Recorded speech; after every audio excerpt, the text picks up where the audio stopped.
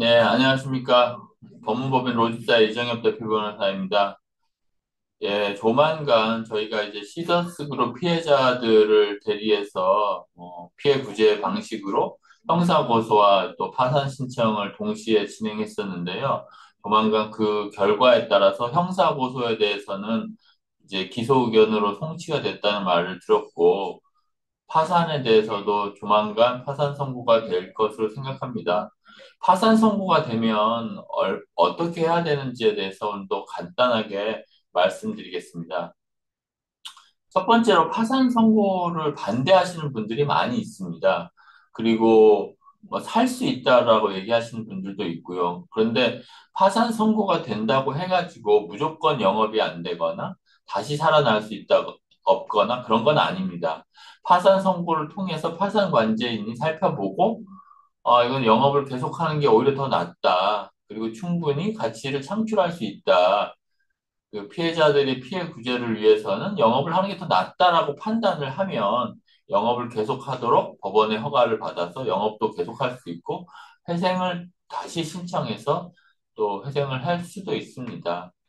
그런데 무엇보다 중요한 것은 피해자분들은 지금 본인들이 피스템 코리아 영농조합 법인에 납입한 돈이 어디로 흘러가서 어떻게 관계사들이 설립됐고 어떤 부동산을 취득했고 수당으로는 누가 얼마를 가져갔고 이상은 회장은 도대체 얼마를 가져갔고 이거에 대해서 모르고 있다는 겁니다.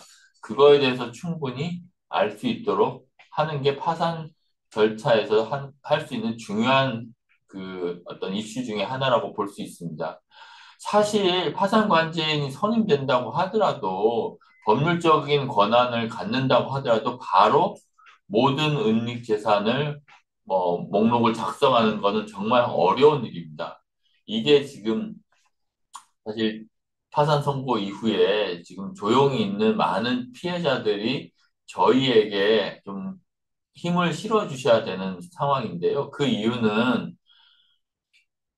실질적으로 아마 데이터베이스라든지 회계장부라든지 이런 것들을 파산관제인에게 이전을 시켜줘야 되는데, 그리고 이거에 대한 설명을 해야 되는데, 이상훈 회장 구속되어 있고, 그리고 상당히 그 가까운 또 집행부의 몇 명들도 모집책들도 구속이 되어 있는 상황에서, 과연 이런 정보나 회계장부나 이런 데이터베이스가 잘 파산관제인에게 이전되도록 그렇게 해야 됩니다.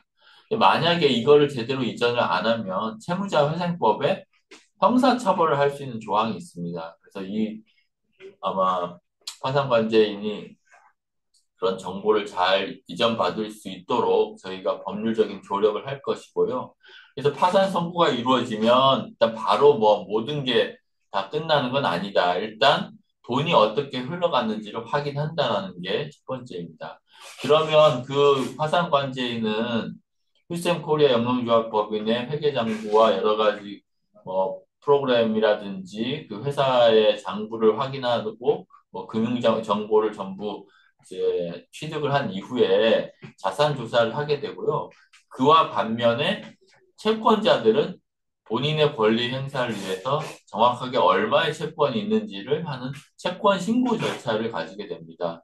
이 채권 신고 절차는 법무법인 로집사에서는 저희가 다 대행을 해드리고요.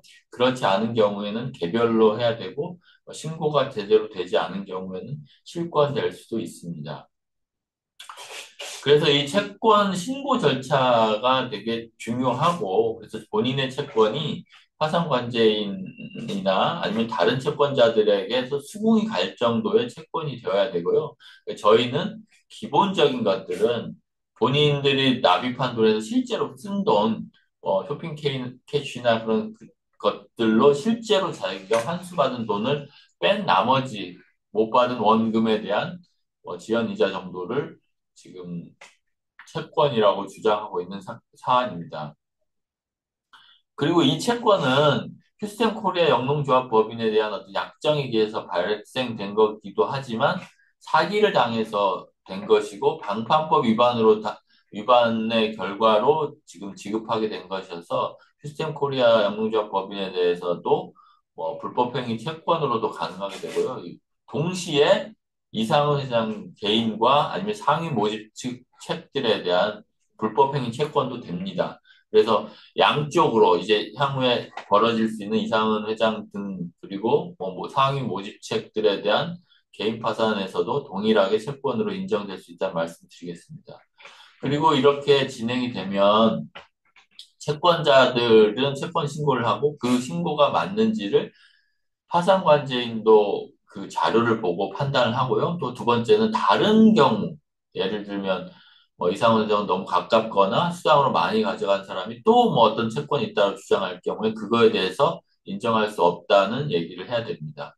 그게 첫 번째가 있고요. 또 두 번째는 그걸 보고 나면 파산관제인이 이제 회계장부를 다 하고 나면 파산 무렵에 그 회사 자산을 임의로 많이 가져간 사람들이 있을 겁니다. 아니면 가져간 회사들. 이런 회사들에 대한 거래 관계를 부정하고 나간 자산을 다시 돌려볼 수 있는 그런 법적인 뭐 절차가 소위 이제 부인 청구 절차가 진행될 텐데요. 그것도 마찬가지로 법무법인 노집사에서 채권자들을 대리해서 할 수 있을 겁니다.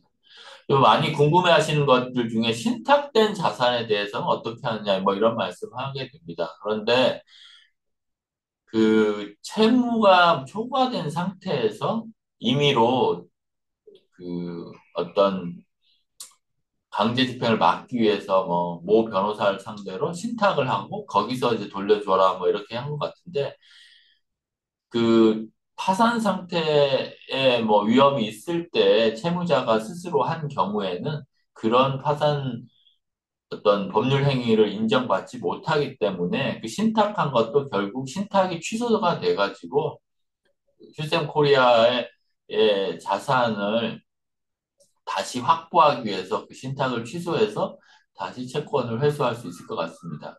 그러니까 지금 관계사들도 많고 뭐 FSD라는 회사도 있기 때문에 이게 법률상으로는 직접적으로 청구하기 어려운 면이 있어서 법률적인 어떤 조력이 많이 필요한 상황입니다. 예를 들면 시스템콜의 영농조합 법인하고 FSD 뭐 관련된 아니 그리고 관계사들의 명의로 된 자산을 휴센콜의 영농조합 법인 겁니다라고 바로 보기에는 이 관계사들이라든지 FSD가 휴스턴 코리아 영농조합 법인과 동일한 법인이다라고 바로 인정되지는 지금 않았기 때문에 법률적으로 그 채권 회수를 어떻게 해야 되는지를 저희가 리서치를 해서 파산관제인에게 그 요청을 드리고 그 요청이 이제 결국 파산법원에도 허가를 받아야 되는 상황이기 때문에 상황입니다. 그래서 처음 시작은 뭐 많지는 않다.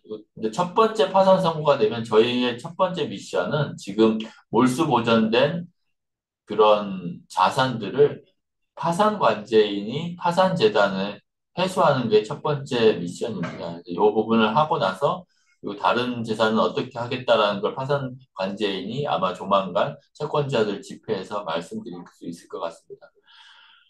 그래서 지금 뭐 파산 선고가 되면 나 어떻게 해야 되느냐에 대해서 고민이 되실 텐데요. 두 가지입니다. 하나는 채권 신고, 그 다음에 은닉재산 환수를 위한 조력. 그래서 이 두 가지를 저희 법무법인 로집사에 좀 맡겨주시면 감사하겠습니다. 사실 뭐 금액도 뭐 저희가 많은 분들을 대리할 생각으로 정말 저렴하게 좀 책정했고, 그리고 이 장기간에 걸친 그 많은 돈을 회수를 하기 위해서는 채권자들을 많은 분들이 와 주셔야만 진정으로 뭐 해결이 될 것이고 그렇지 않으면 파산관계 혼자서는 너무 힘이 들 것이라고 생각합니다. 그래서 파산 선고가 곧 뭐 조만간 이루어질 텐데 이루어지고 나면 좀 더 자세하게 저희가 하는 내용들을 좀 법원이 허용하는 한도 내에서 알려드리도록 하겠습니다. 네, 감사합니다.